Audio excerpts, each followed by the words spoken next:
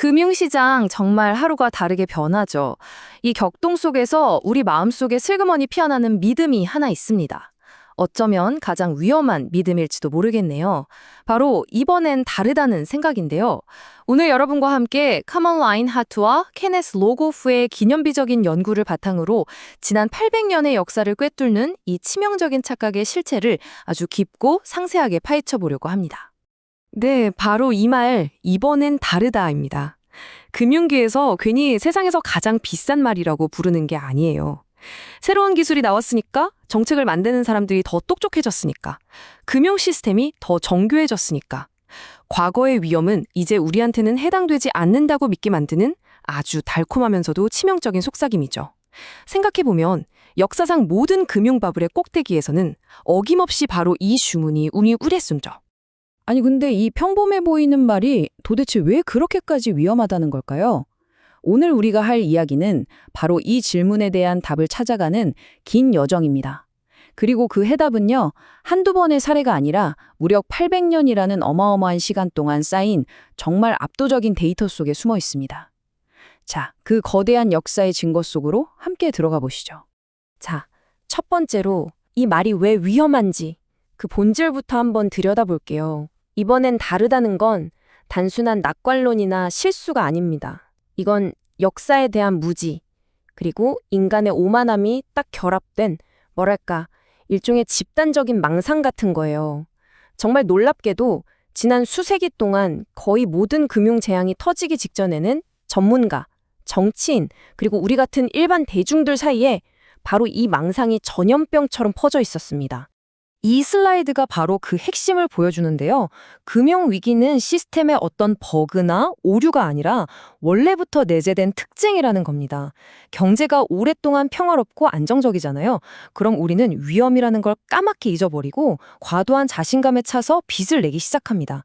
바로 그 오만과 망각이 다음 위기의 씨앗을 키우는 거죠. 닷컴 버블 때 이건 새로운 경제야 하고 외쳤던 거나 2008년 위기 직전에 금융공학이 모든 위험을 없애버렸다고 믿었던 것처럼요. 기술이 아무리 발전해도 이 인간적인 패턴만큼은 변하지 않았던 겁니다. 자, 그럼 이 패턴이 얼마나 끈질기고 견고한지 그걸 증명하는 압도적인 역사적 증거들을 한번 살펴보겠습니다.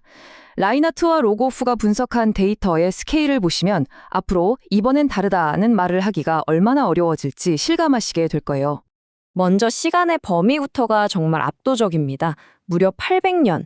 이게 어느 정도냐면요. 14세기에 잉글랜드의 왕이 프랑스랑 전쟁한다고 돈 빌렸다가 못 갚아서 이탈리아 은행가들을 줄줄이 파산시켰던 그 시절부터 21세기의 전 세계를 뒤흔든 서브프라임 모기지 사태까지 인류 금융사의 굵직굵직한 순간들은 거의 다 포함되어 있다고 보시면 됩니다. 시간만 그런 게 아니에요. 공간적으로도 어마어마합니다. 유럽의 오래된 제국들부터 아시아에 떠오르는 경제 대국들, 아프리카와 아메리카 대륙에 이르기까지 전 세계 66개국의 데이터를 전부 다 모았습니다. 이건 뭘 의미할까요? 선진국이든 개발도상국이든 그 어떤 나라도 이 반복되는 위기의 패턴에서 자유로운 곳은 단 한 곳도 없었다는 얘기죠. 그리고 이 방대한 시간과 공간 속에서 일어났던 수백 건의 국가부도 사태, 은행 위기 사례들을 정말 하나하나 다 분석했습니다. 이쯤 되면 이번엔 다르다는 주장은 그냥 개인적인 희망사항일 뿐이지 역사적인 사실과는 거리가 멀다는 게 너무나 명백해지죠.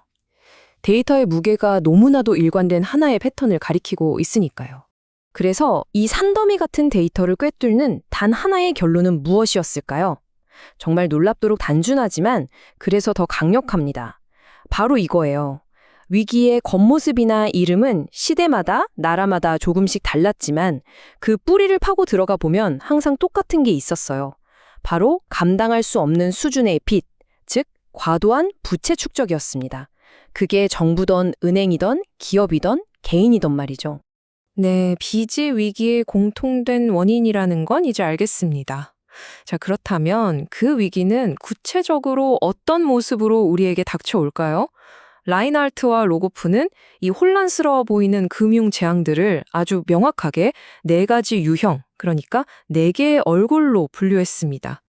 이 표가 바로 위기의 네 가지 얼굴, BCDI 분류 체계입니다. 알기 쉽게 설명해 드릴게요. 첫째, 사람들이 불안해서 은행으로 달려가 돈을 마구 빼는 은행 위기. 둘째, 해외여행 갔더니 환율이 폭락해서 순식간에 내 돈의 가치가 휴지 조각이 되는 통화 위기. 셋째, 국가가 배째라 하면서 빚을 못 갚겠다고 선언하는 채무 불이행. 그리고 마지막으로 어제 사던 빵값이 오늘 2배로 뛰어 있는 인플레이션 위기입니다. 역사를 보면 이 4가지 위기가 따로 오기도 하고 서로 꼬리를 물고 연달아 오거나 심지어 한꺼번에 덮치는 방식으로 계속 반복되어 왔습니다. 이 위기들이 얼마나 파괴적인지 보여주는 정말 충격적인 숫자가 하나 있습니다. 바로 86%입니다. 이게 뭐냐면 대규모 은행 위기가 한번 쾅 터지고 나면 불과 3년 안에 그 나라의 실질 정부 부채가 평균적으로 86%나 폭증했다는 거예요. 이건 단순히 망해가는 은행에 세금을 쏟아부어서만은 아닙니다. 경제 전체가 깊은 침체에 빠지니까 세금은 당연히 덜 거치고 실업자는 늘어나니 실업수당 같은 지출은 급증하면서 빚이 정말 눈덩이처럼 불어나는 거죠. 위기는 그렇게 한 나라의 재정을 순식간에 수렁에 빠뜨립니다. 자, 이제 이 연구에서 가장 유명해졌고 또 가장 논란이 많았던 부분으로 넘어가 보겠습니다. 바로 국가 부채의 위험 수위에 대한 주장, 이른바 부채 90% 룰에 대한 이야기입니다. 아마 들어보신 분들도 계실 거예요. 라인하트와 로고프는 철험에 이런 주장을 했어요. 정부 부채가 GDP의 90%를 넘어서는 순간 경제 성장률이 마이너스로 뚝 떨어진다. 이 주장은 엄청난 파장을 일으켰고 특히 2008년 금융위기 이후에 전 세계적으로 허리띠를 졸라매는 긴축재정 정책에 아주 강력한 이론적 근거가 됐죠. 그런데요, 몇 년 뒤에 다른 학자들이 데이터를 다시 검토해봤더니 엑셀 작업 중에 실수로 일부 데이터가 누락된 오류가 발견된 거예요. 이 오류를 수정하고 다시 개선해보니 90%를 초과한 국가들의 평균 성장률은 마이너스 0.1%가 아니라 2.2%로 나타났습니다. 물론 빚이 많을수록 성장률이 낮아지는 경향은 있었지만 원래 주장만큼 극적인 관계는 아니었던 거죠. 그럼 이 논쟁의 최종 결론은 뭘까요? 90%라는 칼로 무자를 듯한 마법의 숫자는 없다는 겁니다. 하지만 그렇다고 해서 빚이 많아도 괜찮다는 뜻은 절대 아닙니다. 핵심적인 경고는 여전히 유효해요. 과도한 빚은 마치 과속운전 같은 겁니다. 시속 90km를 넘는다고 무조건 사고가 나는 건 아니지만 만약 사고가 났을 때 그 충격은 훨씬 더 크고 갑자기 나타난 장애물을 피하기도 훨씬 어렵잖아요? 높은 부채는 경제가 위기 상황에 대처할 수 있는 능력, 즉 유연성을 갉아먹는 명백한 위험 요소인 건 변함이 없습니다. 자, 지금까지 800년간의 수많은 어리석음과 고통의 역사를 함께 살펴봤는데요. 이 모든 것을 관통해서 우리가 반드시 기억해야 할 단 하나의 교훈은 과연 무엇일까요? 바로 이 역설적인 한 문장입니다. 안정은 불안정을 낳는다. 원래 경제학자 하이먼 민스키의 통찰인데 이 책의 결론을 정말 완벽하게 요약해 줍니다. 길고 평화로운 경제 호황기가 계속되잖아요?